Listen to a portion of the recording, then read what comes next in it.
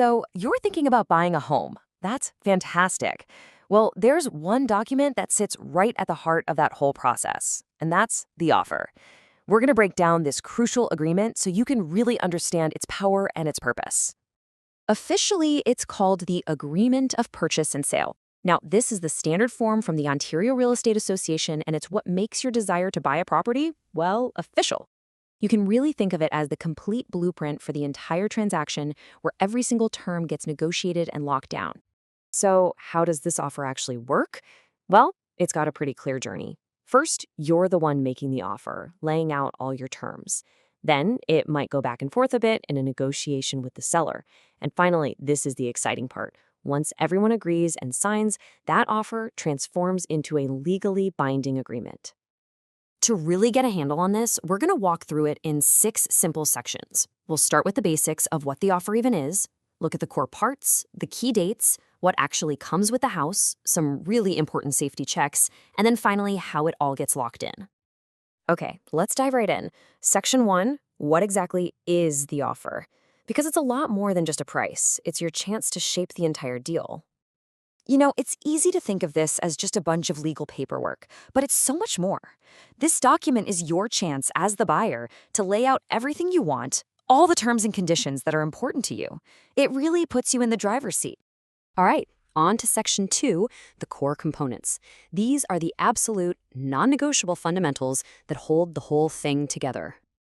Every offer is really built on 4 key pillars. First, you've got the buyer and seller. We need the full legal names of everyone involved. Then, the real property. That's the full address and the proper legal description. Of course, the purchase price, how much you're offering. And finally, the deposit, which shows you're serious. Each one of these has to be perfectly clear. Now, let's talk a little more about that deposit, because it's a really key part of your offer. It actually does more than you might think. The deposit is basically your way of showing the seller you're acting in good faith, that you're serious. But honestly, in a competitive market, a strong deposit can be a huge strategic advantage that makes your offer really pop. And don't worry, that money is held safely in trust and gets credited right back to you towards the purchase price when the deal closes. Okay, next up, Section 3, key dates and deadlines. Believe me, in real estate, timing is everything. These dates are absolutely critical. You've got 2 major dates you absolutely need to know. First is the offer deadline. This is the ticking clock you give the seller to accept your offer. If they don't respond by that exact time, poof, the offer is null and void. It's gone. Then you have the completion date. We all know this one. It's closing day, the day you get the keys and the home is officially yours. Just a heads up, that big day can't ever land on a weekend or a holiday.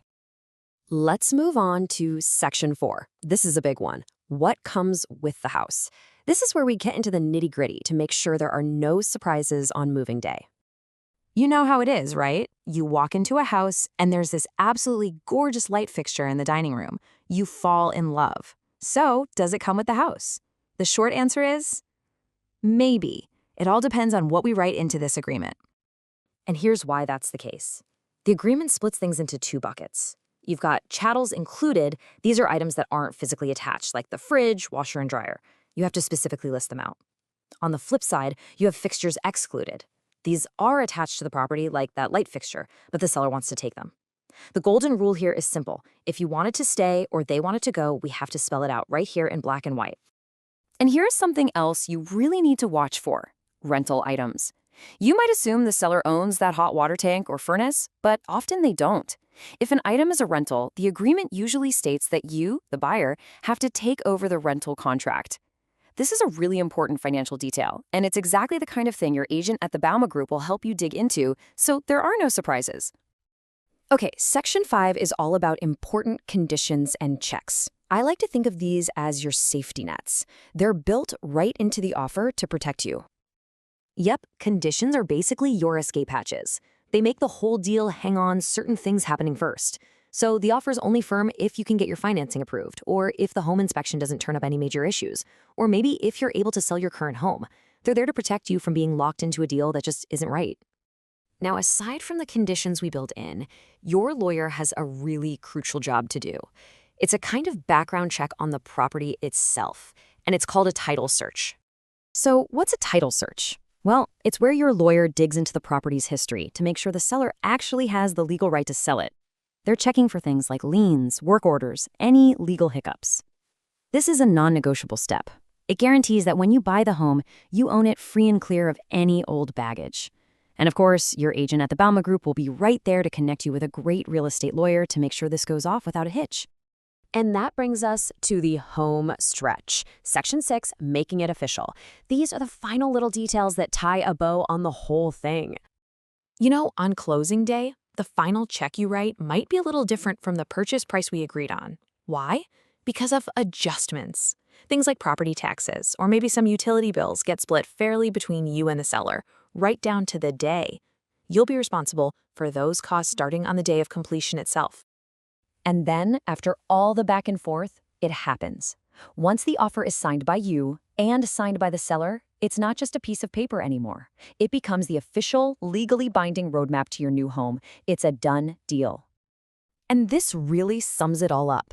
This agreement isn't just annoying paperwork. It is your clear, written understanding with the seller. It makes sure everybody is on the exact same page for what is likely one of the biggest purchases of your life. Look, I know this can all seem a little overwhelming, but it's so important to remember you are not doing this alone.